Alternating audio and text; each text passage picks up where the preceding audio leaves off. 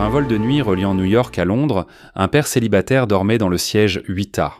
Pour tous ceux qui l'entouraient, il n'était qu'un passager épuisé de plus, en manque de sommeil depuis plusieurs jours. Puis la voix du commandant de bord a retenti dans la cabine, urgente et différente de toutes les annonces habituelles. S'il y a des pilotes militaires à bord, veuillez vous faire connaître immédiatement. La cabine s'est figée, personne ne bougeait. L'homme au siège 8A a ouvert les yeux et a compris que le passé, qu'il avait enterré pour protéger sa fille, l'appelait par son nom. Pourquoi fallait-il que ce soit lui, le père célibataire, que tout le vol attendait? 3 heures plus tôt, Ethan Cole était monté à bord du vol Air Atlantic 447, avec seulement un bagage à main et cet air d'épuisement qui survient quand on est à la fois père et pilier pour une petite fille de 7 ans. Il avait trouvé le siège 8A sans regarder personne, s'était glissé à sa place côté couloir et avait posé sa tête sur l'appui-tête. Le jeune homme à côté de lui portait un casque et ne levait pas les yeux. Cela convenait à Ethan. Il ne cherchait pas la conversation, il cherchait le sommeil. Les hôtesses de l'air effectuant les consignes de sécurité pendant qu'Ethan fermait les yeux. Il faisait ce voyage 2 fois par an depuis qu'il avait commencé son travail d'ingénieur logiciel à Portland, s'envolant pour New York pour des réunions avec des clients. Il aurait pu les faire en visioconférence, mais l'entreprise insistait sur une présence physique, et Ethan avait plus besoin de son salaire que de débats. Alors il prenait des vols de nuit, dormait comme une masse et rentrait chez Emma le plus vite possible. Le sommeil est venu rapidement. Le bourdonnement des moteurs est devenu un bruit blanc. Les lumières de la cabine se sont tamisées, et Ethan Cole s'est dissous dans des rêves qu'il aurait préféré ne pas faire. En rêve, il était de nouveau dans le cockpit d'un F-16. Le ciel autour était sombre, à l'exception de la lueur des instruments. Son nom de code résonnait dans ses écouteurs, Frank Gansessan das Sample Vulcain. On lui avait donné ce nom en 2e année d'école de pilotage, quand il croyait encore qu'il ferait ça pour toujours. Le manche semblait juste dans ses mains, comme toujours, comme une extension de son propre corps. Puis la voix d'Emma a percé les interférences radio, petite et inquiète. « Papa, tu rentres à la maison ?» Le cockpit s'est dissous. Ils se tenaient dans leur salon à Portland, toujours en combinaison de vol, et Emma se tenait dans l'encadrement de la porte en pyjama. Elle avait 4 ans dans ce souvenir. C'était la nuit où il lui avait dit qu'il quittait l'armée de l'air. « Je rentre à la maison, ma chérie, » avait-il dit. « Et je reste à la maison. » Emma l'avait regardé avec de grands yeux sérieux. « Promis ?» « Promis. » Il s'est réveillé au son de la voix du commandant.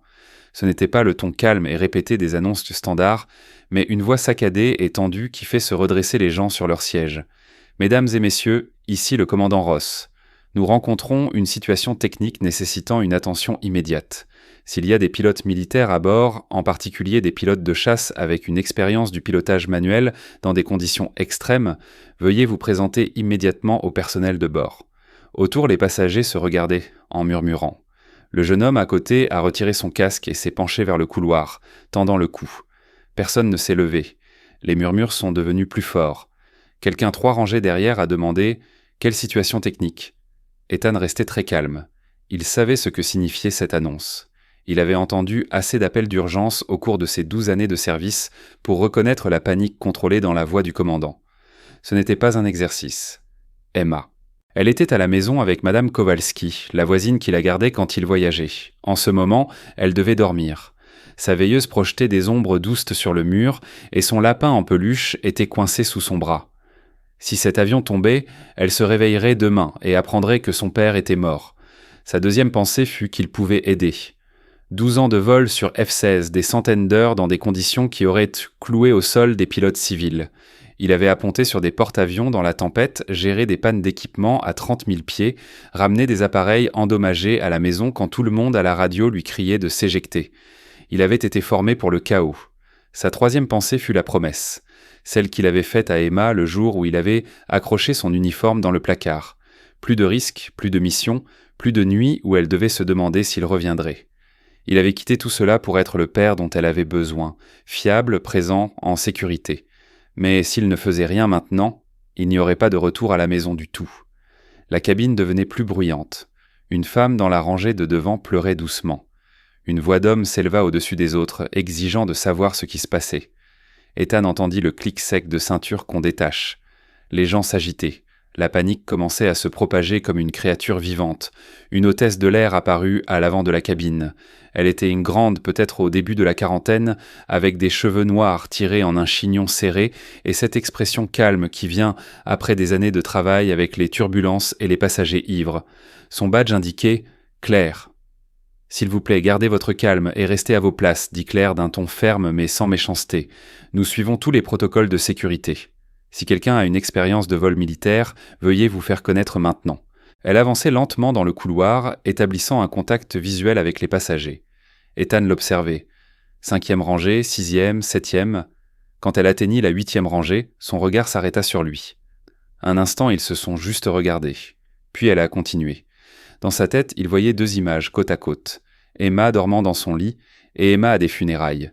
Trop petite pour comprendre pourquoi son père ne reviendrait jamais. Il s'est levé. Claire s'est immédiatement retournée. Les passagers à proximité se sont tus. Ethan est sorti dans le couloir et s'est dirigé vers elle. « J'étais pilote de chasse, dit-il doucement. F-16, 12 ans. » Le regard de Claire glissa sur lui. Il savait ce qu'elle voyait. Un homme en sweat à capuche froissé et en jean, mal rasé, avec des cernes sous les yeux. Pas d'uniforme, pas de papier, rien qui prouvait qu'il était plus qu'un passager fatigué ayant vu trop de films. « Vous dites que vous êtes militaire ?» demanda-t-elle d'un ton neutre. « Je l'étais, dit Ethan. J'ai pris ma retraite il y a 3 ans. Avez-vous une pièce d'identité ? Quelque chose qui confirme votre service ?» Ethan secoua la tête. « Je n'ai pas pris ma carte militaire. Je ne l'ai pas portée depuis que je suis parti. » « Monsieur, j'ai besoin que vous compreniez quelque chose. Si vous n'êtes pas qui vous prétendez être, si vous paniquez, vous embrouillez ou essayez d'aider de manière à empirer les choses, des gens pourraient en mourir. Vous comprenez ça ? » « Je comprends, répondit Ethan. Je dis la vérité, j'ai volé sur F-16 pendant 12 ans. Je sais ce que je fais. Avant que Claire ne puisse répondre, une voix retentit derrière Ethan. « Laissez-moi lui parler. » Un homme du siège 9C s'est levé, large d'épaules, grisonnant, avec cette posture qui ne quitte jamais tout à fait celui qui a porté l'uniforme. « Je suis Marcus Webb, dit-il, ancien de l'armée de terre. J'ai participé à plusieurs opérations conjointes avec des pilotes de l'US Air Force. » Il croisa les bras. « Si vous êtes authentique, vous pourrez répondre à quelques questions. » Marcus ne perdit pas de temps. « Sur quel chasseur voliez-vous ? F-16 Viper. Combien d'heures de vol ? Un peu plus de 2000. Quel escadron ? 50e escadre de chasse. Base aérienne de Luc. Citez 3 procédures en cas de panne hydraulique. La réponse d'Ethan fusa sans hésitation. Activer le groupe de puissance auxiliaire, passer en mode de commande manuelle. Si les 2 systèmes échouent, utilisez la poussée différentielle des moteurs pour maintenir le contrôle directionnel. Marcus l'étudia un long moment. Puis il se tourna vers Claire. Il sait de quoi il parle. Ce n'est pas quelque chose qu'on apprend sur Google. Claire les regarda tous les deux, pesant les risques et les doutes face au désespoir. Finalement, elle hocha brusquement la tête. « Venez avec moi. » Ethan la suivit vers le nez de l'avion. Les passagers les suivaient tant du regard en silence. Derrière eux, les chuchotements commençaient, suppositions et peurs se mélangeaient. Quelqu'un demanda s'il était vraiment pilote. Une voix d'enfant murmura « Maman, l'avion va s'écraser ?» À la porte du cockpit, Claire s'arrêta et se tourna vers lui. « Je vous emmène là-dedans parce que nous n'avons pas le choix. Mais si vous faites quelque chose, je dis bien n'importe quoi, qui met le vol davantage en danger, je vous ferai sortir moi-même. Compris ? » « Compris. » Claire frappa 2 fois et appuya sur l'interphone. « C'est Claire, j'amène quelqu'un. » La porte s'ouvrit avec un déclic discret. Le cockpit était exigu, éclairé par la lueur de dizaines d'écrans. Le commandant Ross était assis dans le siège de gauche, affaissé sur le côté. Son visage était pâle et couvert de sueur. Une femme en blouse blanche était agenouillée près de lui, vérifiant son pouls. Dr Sarah Morrison, se présenta-t-elle rapidement. Il fait un AVC, léger je pense, mais il ne peut pas piloter l'avion. Dans le siège de droite, le copilote Miller serrait le manche à 2 mains. Il était plus jeune qu'Ethan ne l'avait prévu. Peut-être une 30aine d'années. Ses jointures avaient les blanchies. Quand il se retourna, Ethan vit une terreur mal dissimulée dans ses yeux. « Qui est-ce » demanda Miller. « Il dit qu'il est pilote de chasse de l'armée de l'air à la retraite » répondit Claire. Le regard de Miller fila vers Ethan. « Vous pouvez piloter ça ?» Ethan s'approcha, scannant déjà le tableau de bord. Les voyants d'avertissement clignotaient selon un schéma familier. Une croix rouge brillait sur l'écran du pilote automatique. La pression hydraulique chutait. Il sentit une légère embardée de l'avion et vit Miller compenser manuellement. « Votre système de commande de vol électrique, fly-by-wire, a lâché, dit Ethan. Vous êtes en mode manuel. » Les yeux de Miller s'écarquillèrent. « Comment le savez-vous ? L'angle de roulis est dévié de 23 degrés. La vitesse est de 8 nœuds inférieure à l'optimale. Vous corrigez manuellement. » Ethan fit un signe de tête vers les indicateurs. « Et vous perdez de la pression dans les 2 systèmes hydrauliques. Depuis combien de temps cela dure-t-il ? » « Environ 10 minutes. » La voix de Miller trembla. « J'ai seulement 800 heures de vol. Je n'ai jamais été confronté à ça. » Ethan se tint entre les sièges, évaluant la situation comme on le lui avait appris au combat. Rapidement, cliniquement, sans émotion. « Vous vous débrouillez bien, mais vous aurez besoin d'aide. Combien de carburant ? » Miller vérifia la jauge. « Assez pour atteindre Londres, tout juste. » Ethan secoua la tête. « Vous n'arriverez pas à Londres, pas avec une panne hydraulique. Il faut se dérouter vers l'aéroport le plus proche avec des services d'urgence. » Shannon, répondit immédiatement Miller. « L'aéroport de Shannon en Irlande. C'est à environ 200 miles. » « C'est votre meilleure option, confirma Ethan. Mais vous devez me laisser vous aider à y arriver. » Claire s'avança. « Vous êtes sûr de pouvoir le faire ?» Ethan se tourna vers elle. Pour la première fois depuis son réveil, il sentit la peur reculer un peu. Non pas que le danger ait disparu, mais parce qu'il connaissait ce sentiment. Il avait déjà vécu dans cet espace, là où tout se joue sur la préparation, l'instinct et la confiance en soi.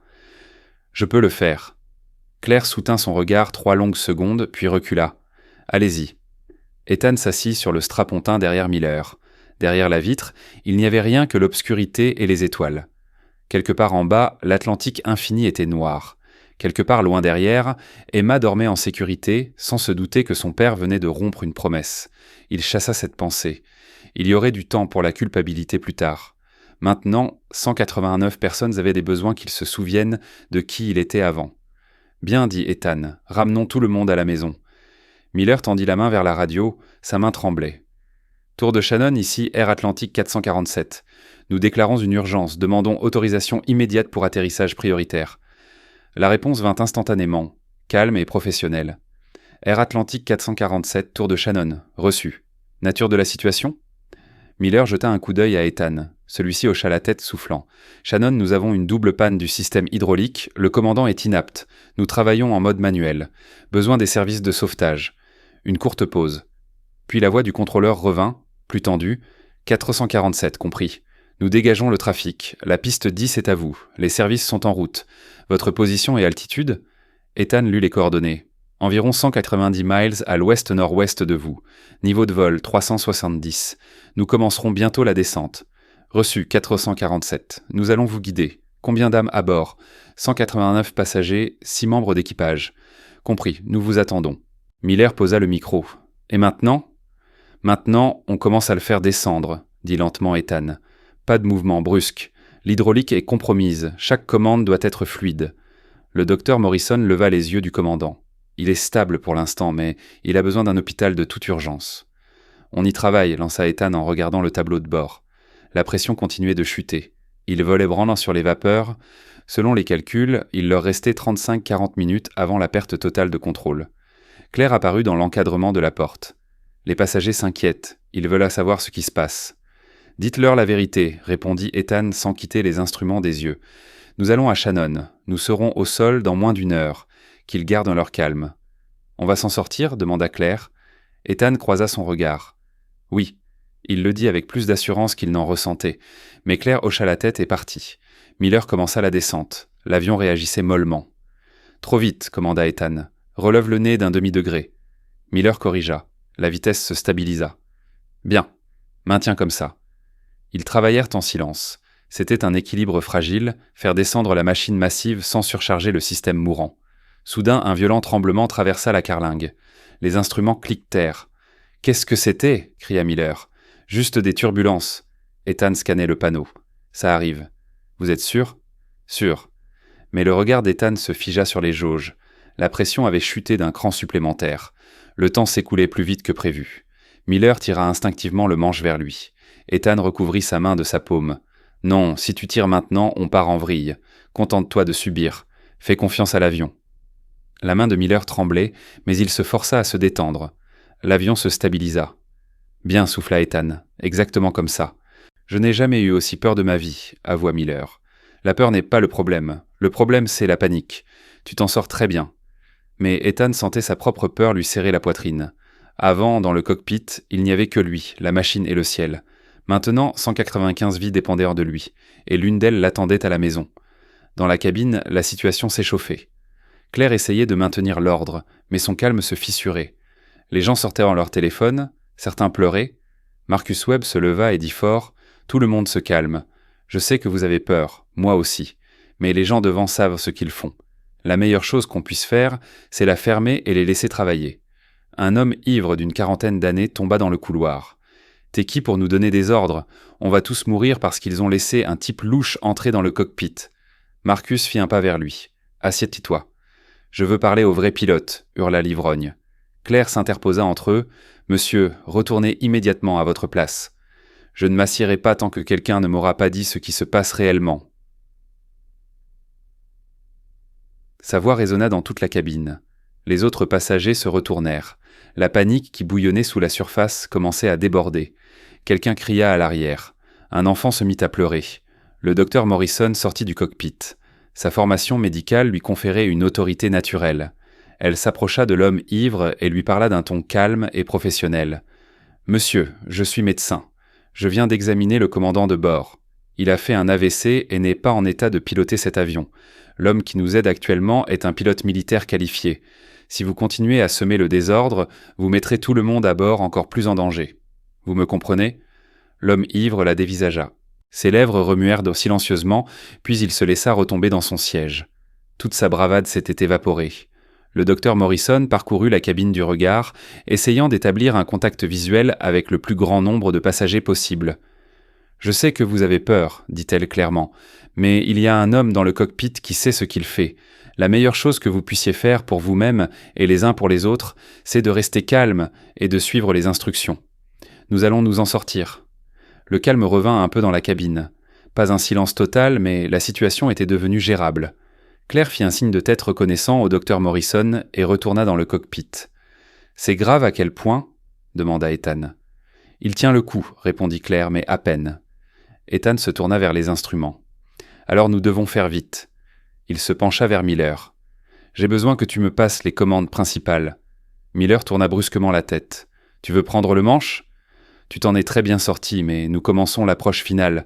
Je l'ai déjà fait. Pas toi. » Le visage de Miller blêmit. « Je ne peux pas simplement te passer les commandes. Je suis le copilote. Je suis responsable de cet avion. Et je te dis que la meilleure façon d'assumer cette responsabilité est de me laisser t'aider, dit Ethan. Sa voix était ferme mais pas dure. Ce n'est pas une question d'ego ou de protocole. C'est une question de ramener tout le monde en vie à la maison. Miller regarda les instruments, puis le commandant Ross affaissé dans l'autre siège, et enfin Ethan. La peur sur son visage était brute et indéniable. Finalement, il acquiesça. « D'accord, dit-il. Qu'est-ce que je dois faire ? » « Continue de surveiller les instruments, ordonna Ethan. « Informe-moi de tout ce que je dois savoir. Sois ma deuxième paire d'yeux. Tu peux faire ça ?» Miller déglutit péniblement. « Oui, je peux le faire. » Ethan s'avança et saisit le manche. Au moment où ses mains l'enveloppèrent, la mémoire musculaire s'enclencha. La sensation était différente de celle du manche d'un F-16. Celui-ci était plus lourd et moins réactif. Mais le principe restait le même. C'était lui qui pilotait désormais. L'avion était en son pouvoir. Claire observait depuis l'encadrement de la porte. « Tu es sûr de toi ?» Ethan ne la regarda pas. Son attention était rivée sur l'horizon, sur les instruments, sur les chiffres qui changeaient lentement et qui lui diraient s'ils allaient en vivre ou mourir. « Je suis sûr. » Il poussa doucement le manche vers l'avant, ajustant l'angle de descente. L'avion réagit mollement, mais obéit. Il sentait la résistance dans les commandes. L'hydraulique luttait contre lui, tenant à peine le coup. La tour de contrôle de Shannon reprit contact. Vol 447. Vous êtes à 70 miles. Commencez la descente au niveau de vol 250. Le vent est faible, la visibilité est trop bonne, vous aurez une approche dégagée. Ethan appuya sur le bouton du micro.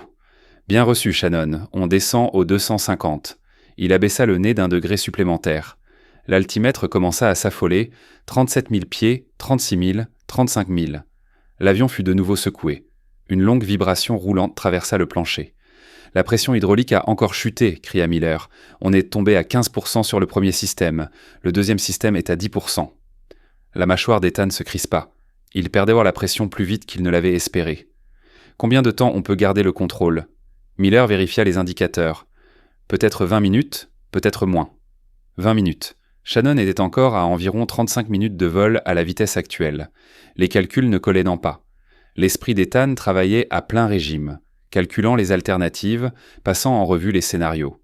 Il pouvait augmenter le taux de descente, descendre plus vite, mais cela mettrait plus de pression sur l'hydraulique. Il n'y avait pas de bonne option, seulement des moins mauvaises. Ethan fit son choix. « Nous allons devoir faire une approche plus rapide et plus raide que d'habitude. Ce sera rude, mais c'est le seul moyen. » La voix de Miller trembla. Rude à quel point? Assez rude pour que tout le monde ait besoin de s'attacher très serré. Claire agissait déjà. Elle retourna dans la cabine et haussa la voix. « Écoutez-moi tous, nous commençons la descente. J'ai besoin que vous regagniez immédiatement vos sièges. Serrez vos ceintures de sécurité aussi fort que possible. Baissez la tête et adoptez la position de sécurité. Faites-le tout de suite. » Les passagers s'empressèrent d'obéir. La cabine se remplit du bruit des boucles qui claquent et des corps qui s'agitent.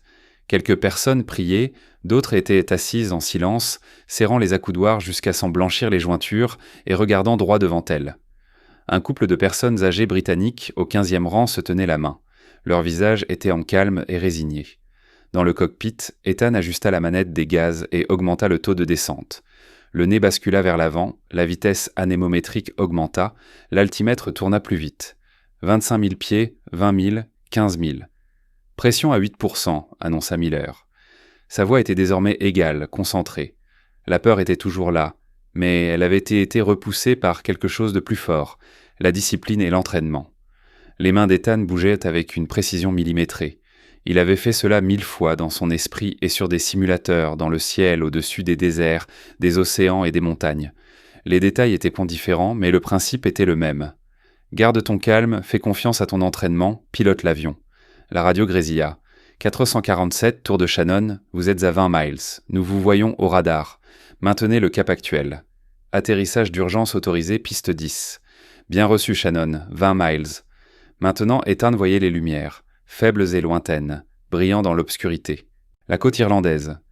Quelque part là-bas, en bas, des gens attendaient, avec des camions de pompiers, des ambulances et des prières. Pression à 5%, on va perdre les commandes, dit Miller. Pas encore, répondit Ethan. Tiens bon encore un peu. L'avion fut violemment secoué.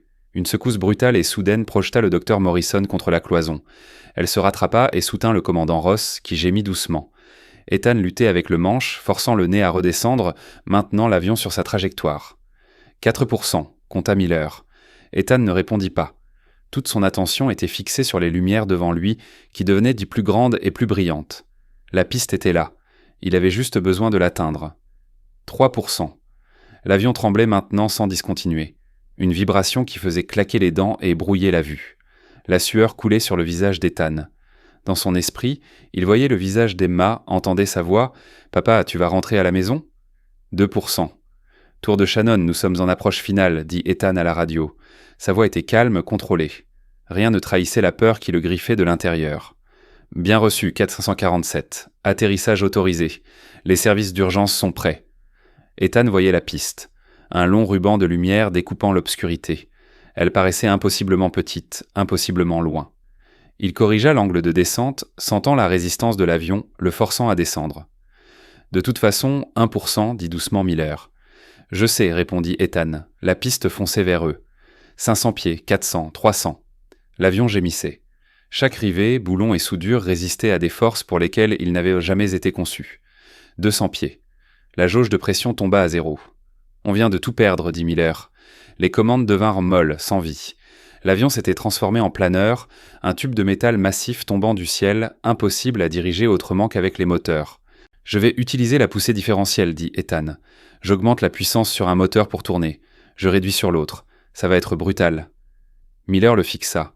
« Tu ne peux pas faire atterrir un avion de ligne comme ça. » Le regard d'Ethan ne quittait pas la piste. « Regarde-moi. » Il ajusta la manette des gaz du moteur droit, sentit l'avion virer légèrement vers la gauche. Il corrigea avec le moteur gauche.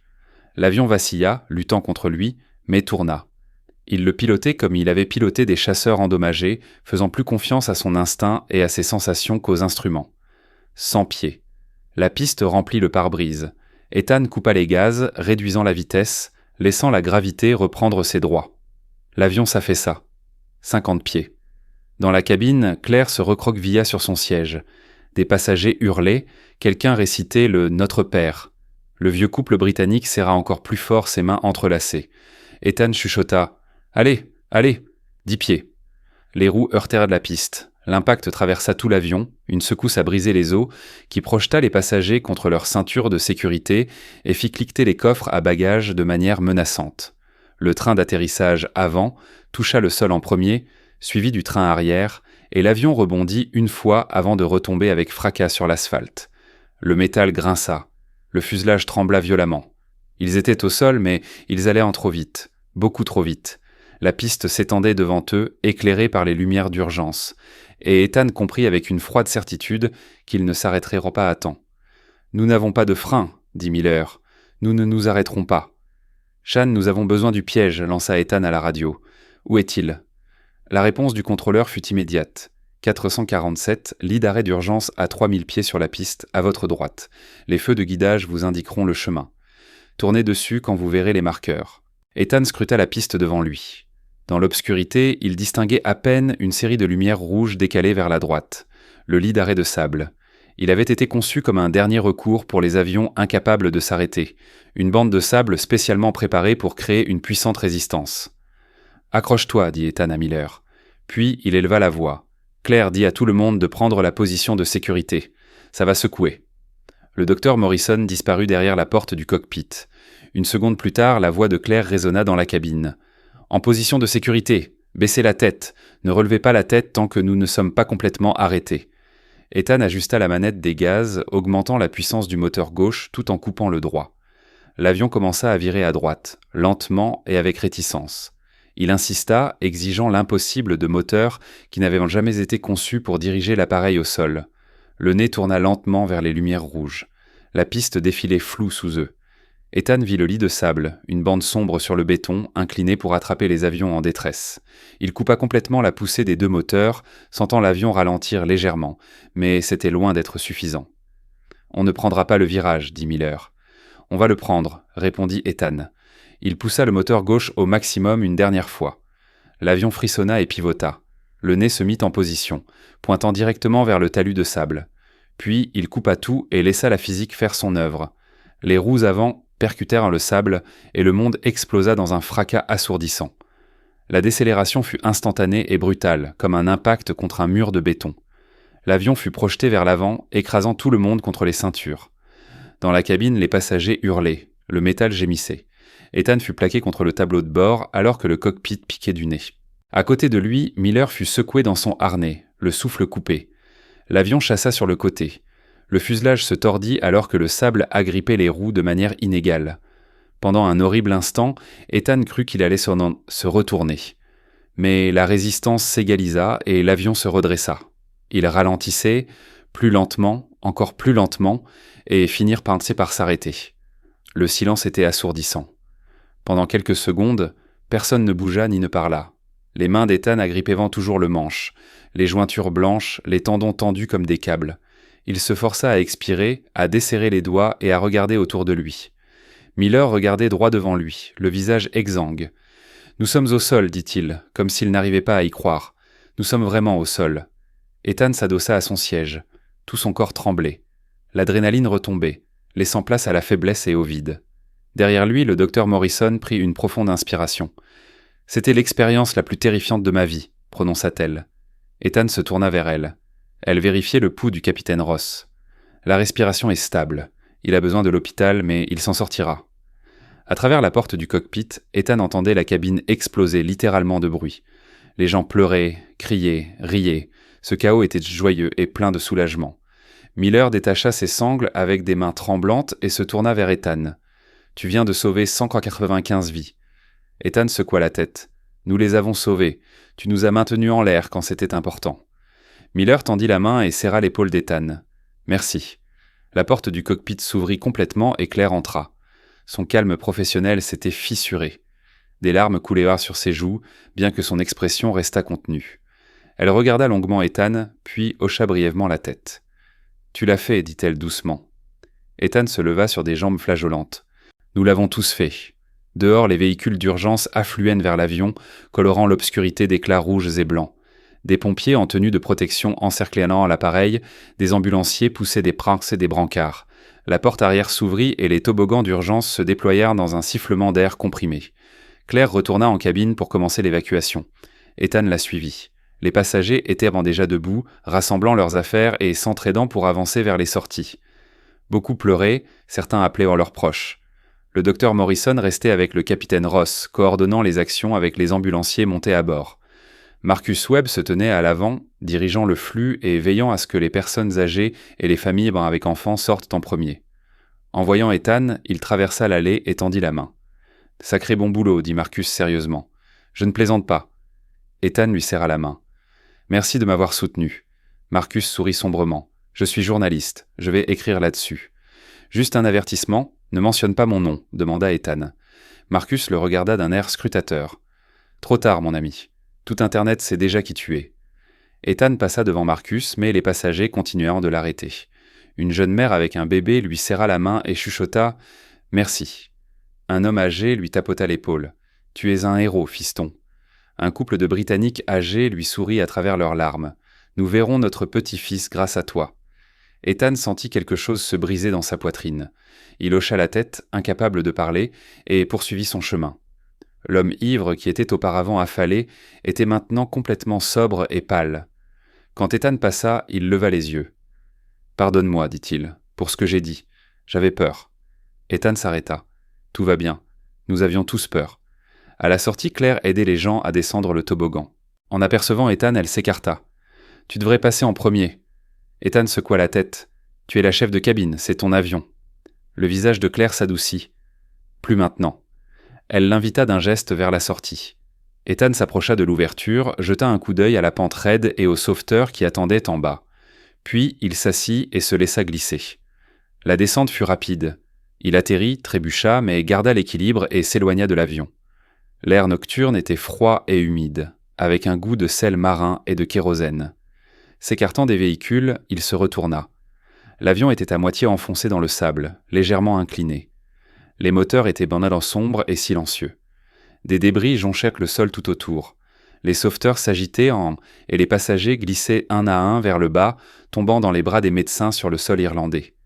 Ethan les regardait et pensait à Emma, à la promesse qu'il avait faite et brisée, à l'homme qu'il essayait de ne plus être et à celui qu'il était redevenu, ne serait-ce que pour quelques heures. « On dirait que tu as besoin d'une minute » fit une voix derrière lui. Claire se tenait à quelques mètres, les bras croisés pour se protéger du froid. Le masque professionnel avait disparu. Elle semblait épuisée et très humaine. « Ça va ?» Ethan ne savait pas quoi répondre. « Je ne sais pas. » Claire s'approcha et se tint à côté de lui. Pendant un moment, ils observèrent l'évacuation en silence. « Je ne t'ai pas fait confiance tout de suite, » commença-t-elle. « Même après les mots de Marcus, même après tes réponses correctes. Je pensais que tu pouvais mentir, délirer ou être dangereux. »« Je sais, dit Ethan. Mais tu ne l'étais pas. Tu étais exactement qui tu prétendais être. Pourquoi ne voulais-tu pas aider au début, quand le capitaine a fait l'annonce? Tu ne t'es pas levé tout de suite. J'ai vu que tu hésitais. » Ethan garda le silence, puis répondit. « J'ai une fille, elle a 7 ans. Elle s'appelle Emma. Il y a 3 ans, je lui ai promis que j'en avais fini avec le pilotage, fini avec le risque, que je rentrerais toujours à la maison. » Claire hocha lentement la tête. « Mais tu t'es levé quand même. Parce que si je ne l'avais pas fait, je ne serais jamais rentré à la maison. » Ethan regarda ses mains, elles ne tremblaient plus. « J'ai passé 12 ans à accomplir des missions où chaque décollage pouvait être le dernier. J'ai arrêté parce que je ne voulais pas qu'elle grandisse dans la peur chaque fois que je franchis la porte. Et aujourd'hui, j'ai fait la seule chose que j'avais juré de ne pas faire. » Claire garda le silence un instant.